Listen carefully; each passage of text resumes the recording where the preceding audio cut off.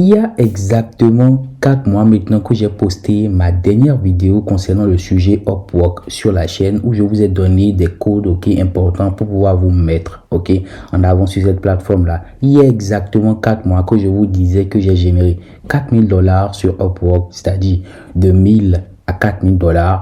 Aujourd'hui, nous sommes à $8,000 générés sur Upwork avec un profil assez poussé et mis en avant sur Upwork. Dans cette nouvelle vidéo, je vais vous partager 5 secrets, je vais dire, ou conseils selon moi qui vont vous permettre de pouvoir vous bâtir une carrière d'indépendant sur cette plateforme Upwork là.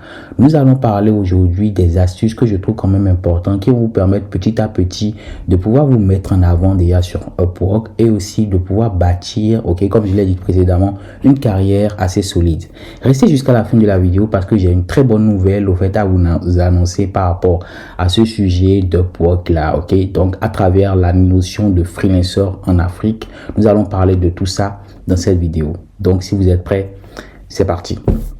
Alors, salut tout le monde, bienvenue sur cette nouvelle vidéo concernant le sujet Upwork. Comme j'ai l'habitude de le dire, il est très important de pouvoir proposer ses compétences parce que selon moi, c'est lorsque vous proposez vos compétences, lorsque vous vous mettez à faire des missions que vous montez rapidement en compétences ou vous évoluez en niveau.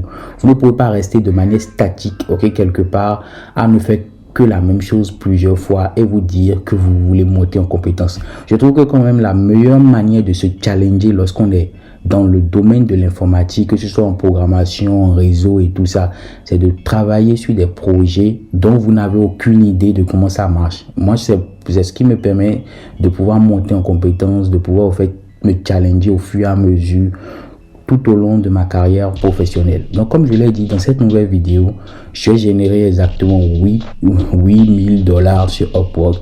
Ça n'a pas été un parcours assez rose. Ça a été un parcours très riche. J'ai beaucoup appris à travers des missions, à travers des clients, comment gérer des clients, comment monter en compétences rapidement sur une nouvelle stack, comment écrire des tests automatisés. Bref, il y a eu plein de petits trucs comme ça que j'ai vraiment appris et aussi qui m'ont permis de monter en compétences sur plusieurs technologies. Donc dans cette nouvelle vidéo, comme je l'ai dit précédemment, je vais vous montrer ou je vais vous partager 5 conseils à travers mon expérience pour pouvoir vous bâtir une carrière d'indépendant sur cette plateforme là.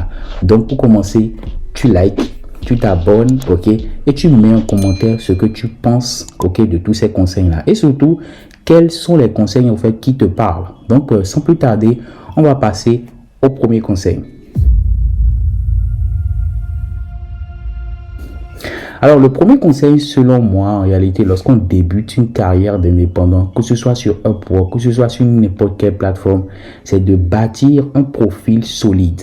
Vous devez passer du temps, comme j'ai l'habitude de le dire, à pouvoir améliorer votre profil. Ici, il ne s'agit pas de lister uniquement vos compétences. En réalité, il s'agit ici de pouvoir mettre en place tout un arsenal pour pouvoir mettre en avant vos compétences. Cela passe par le fait de lister tous vos projets de manière structurée, tout ce que vous avez eu à faire, prenez le temps avec les mots-clés qu'il faut, écrivez quelque chose de vraiment clair, parce qu'en réalité, votre profil, c'est votre identité numérique. Personne ne vous connaît en réalité, personne ne sait comment vous discutez, personne ne vous connaît dans la vie réelle. Donc, la première chose qu'on va voir sur votre profil, c'est tout ce que vous avez mis en avant. Donc, passez du temps, sculptez votre profil, mettez-le en avant, à travers des mots-clés, des projets que vous avez eu à faire. Passons au deuxième astuce ou au deuxième conseil, comme j'ai l'habitude de le dire. Le deuxième conseil ici, c'est de fixer vos tarifs. En réalité, comme j'ai l'habitude de le dire, lorsqu'on débute sur cette plateforme-là, il faut prendre des exemples sur les anciens. Parce que sur Upwork, dans votre domaine d'activité, il y a des gens qui sont déjà très connus dedans. Il y a des gens qui ont vraiment généré de gros argent, comme j'ai l'habitude de le dire. Donc, il faudrait prendre le temps de scruter ces profils-là, voir le prix qu'ils proposent, voir leurs compétences et vous-même fixer votre prix en fonction de votre arrivée. Comme j'ai l'habitude de le dire, lorsqu'on est nouveau dans un domaine ou lorsqu'on est nouveau dans un nouveau environnement, il faudrait prendre exemple sur les gens qui y étaient avant. Donc, comme moi je dis, prends exemple pour fixer votre tarif en réalité, c'est de pouvoir voir le prix qu'ils proposent, proposer un prix, ok, minimum, ou que par exemple si quelqu'un propose 25 dollars, 30 dollars l'heure, essayez de proposer 15 dollars l'heure, 20 dollars l'heure, mais n'abusez pas, ne proposez pas 5 dollars l'heure, parce que là le client, quand il va voir, en réalité il va se poser des questions, parce que vous ne pouvez pas un développeur full stack senior et dire que vous êtes à 5 dollars l'heure par exemple. Donc vous devez mettre au fait un prix raisonnable, ok, qui va en fait concurrencer les autres qui étaient là. Donc ça c'est très important. La deuxième chose ici, c'est de prospecter. En réalité, quand vous avez bien amélioré votre profil sur Upwork, il y a une partie matching où Upwork vous envoie au fur et à mesure des propositions par rapport à ce que vous avez mis en avant sur votre profil. Donc, il est très important de passer du temps chaque nuit. Moi, je faisais ça après le boulot et tout. Je passais du temps à regarder les offres et tout pour voir ce qui me correspond et à postuler. Donc ici, passez du temps à regarder ça, à prospecter, à regarder ce qui se fait, ainsi de suite, lire les offres et tout. Et même si vous n'avez pas les compétences dessus, notez ça dans votre petit calendrier parce que vous devez monter en compétences là-dessus. On parle de vous, on a pour objectif de générer de l'argent sur Upwork. Donc ici, en réalité, c'est très important de pouvoir noter les stacks qui sont vraiment ok, dont les clients ont réellement besoin aujourd'hui. C'est très important de pouvoir en fait voilà, noter ces stacks là et monter en compétence dessus. Celui qui dit qu'il veut être freelancer, en réalité c'est quelqu'un qui est capable de pouvoir apprendre très rapidement. C'est très important. Donc ici c'est très important, comme je viens de le dire précédemment, de prospecter. Donc qui parle de prospection parle de noter au fait les différents stacks, parle de noter au fait les propositions qui sont intéressantes pour vous, histoire de pouvoir après postuler à ça. Le quatrième conseil que j'ai l'habitude de donner ici, c'est de pouvoir au fait postuler de manière professionnelle à la mission. Vous devez au fait avoir un schéma, ok, pour pouvoir au fait répondre à des appels d'offres. Vous présentez les différentes technologies que vous avez eu à faire. Après ça, quand vous avez présenté cela, vous montrez au fait pourquoi le client devrait vous choisir, c'est-à-dire vous montrez pourquoi vous êtes indispensable, ok, pourquoi en fait il vient de trouver la personne qu'il faut pour ce poste-là. Vous devez au fait mettre en avant ça lorsque vous postulez à une mission. Et en dernière partie, vous montrez au fait que vous êtes quelqu'un d'engagé, compétent et qui est prêt à satisfaire le client. C'est très important parce que toutes les missions que moi personnellement j'ai eu à trouver sur Upwork sont des missions essentiellement où j'ai montré mon importance, c'est-à-dire ce que je sais faire, ce que je peux apporter, mon TJM et comment moi j'ai l'habitude de travailler. Je travaille sur plusieurs projets, comme j'ai l'habitude de le dire, des projets avec plusieurs technologies, des technologies que je venais à peine peut-être de commencer, des technologies que j'ai vraiment de l'expérience dessus. Mais s'il y a une chose qui est sûre, c'est que moi personnellement, je trouve que c'est très important de rapidement apprendre à monter en compétences. C'est-à-dire, je ne sais pas faire quelque chose aujourd'hui, mais dans 2 jours, il faudrait que je puisse raisonner de telle manière à ce qu'on ne sache pas que je ne maîtrisais pas ça il y a 2 jours. Donc, savoir rapidement monter en compétence sur une nouvelle technologie, c'est très important pour pouvoir au fait voilà trouver des missions ok dans n'importe quel secteur d'activité.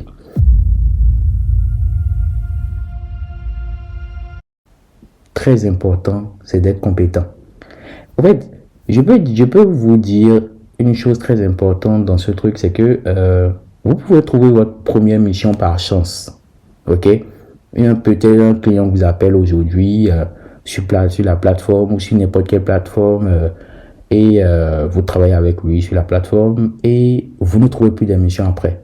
Pourquoi vous ne trouvez plus d'émission après? Pourquoi le client en réalité avec qui vous avez eu à travailler ne vous rappelle plus? C'est peut-être parce que vous n'êtes pas compétent. C'est-à-dire que vous n'avez pas pu livrer quelque chose qu'il a au fait concerté ou qu'il a au fait confirmé que vous êtes bon. Donc c'est très important pour moi, selon moi, d'être compétent. Soyez bon parce qu'il y a beaucoup de développeurs qui cherchent des missions mais qui ne sont pas bons. Vous allez trouver votre première mission, mais ce n'est pas ce que vous trouvez la première mission, la deuxième mission, la troisième mission, ainsi de suite. Et ce train quand même a dit que, par exemple, moi, pour mon cas, je vous parle de 8 000 $ générés sur Upwork, mais je ne l'ai pas généré avec 5 clients, 6 clients. Je l'ai généré exactement avec 3 clients. Exactement 3 clients. Je n'ai pas eu à trouver d'autres clients. Mais il y a des clients avec qui j'ai travaillé et je continue de travailler jusqu'à aujourd'hui. Ça fait 2 ans que je travaille avec eux. Ok. Il y a des clients aujourd'hui avec qui j'ai eu à travailler et je travaille toujours avec eux, je chapeaute tout le projet. Et il y a de nouveaux clients aussi que je travaille avec eux hors Upwork, c'est-à-dire on a commencé sur Upwork et après on a quitté la plateforme pour travailler maintenant, ok, comment je peux dire ça, on travaille maintenant hors Upwork tout simplement. Donc ici, le quatrième astuce, c'est réellement au fait être compétent.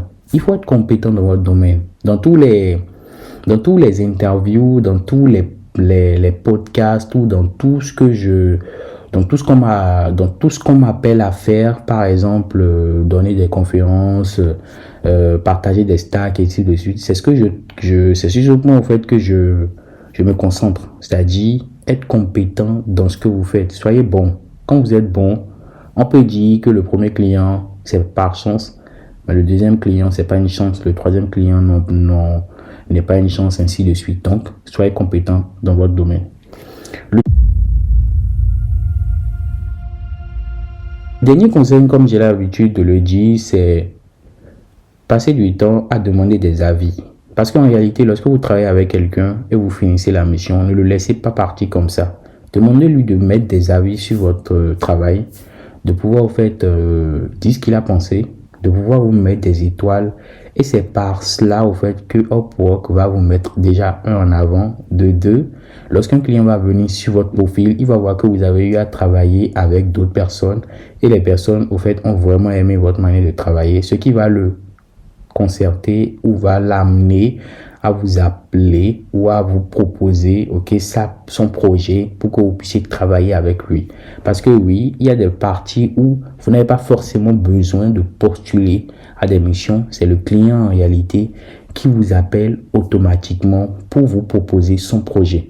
Donc, ce niveau-là sur Upwork, ok, comme si vous arrivez à un niveau comme ça sur cette plateforme Upwork, c'est que réellement, au fait, votre profil parle à votre place. Moi, personnellement, ça m'arrive à ce que je ne postule plus à des missions sur Upwork qui m'envoient des missions parce que là, j'ai dépassé l'étape simple freelancer sur Upwork. Je suis considéré comme une entreprise, au fait, sur Upwork grâce au fait aux divers projets, grâce aux divers avis que les clients ont eu à mettre, au fait, sur mon profil Upwork. Donc, le dernier conseil comme bonus, c'est de passer du temps, au fait, à prospecter. C'est-à-dire, cherchez, mettez en avant vos compétences, partagez des astuces, que ce soit des blogs et tout, et taguez-vous au fait sur plusieurs autres plateformes telles que LinkedIn, comme Fiverr, ainsi de suite. Donc, passez du temps au fait à pitcher, ok, à partager votre expertise sur plusieurs plateformes. Cela permet de travailler votre branding,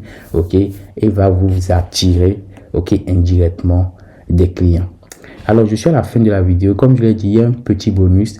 C'est qu'actuellement, je suis à la 4e édition de Freelancer en Afrique. Si vous n'avez pas compris la première édition, vous n'avez pas du tout suivi la première édition, la deuxième édition, la 3e édition, aujourd'hui, on est à la 4e édition de Freelancer en Afrique.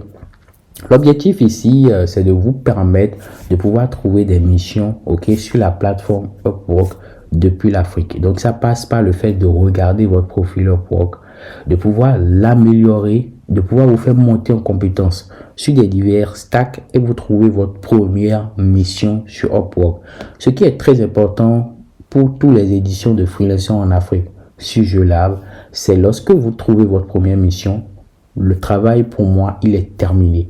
Mais lorsque vous ne trouvez pas votre première mission jusqu'à un certain niveau, moi, je vous confie une nouvelle mission sur Upwork ou sur diverses plateformes et je vais voir si vous êtes vraiment compétent là-dessus. Si vous êtes réellement compétent là-dessus, là, je vous ajoute à mon équipe et vous travaillez avec moi sur plusieurs projets, ok, pour plusieurs clients.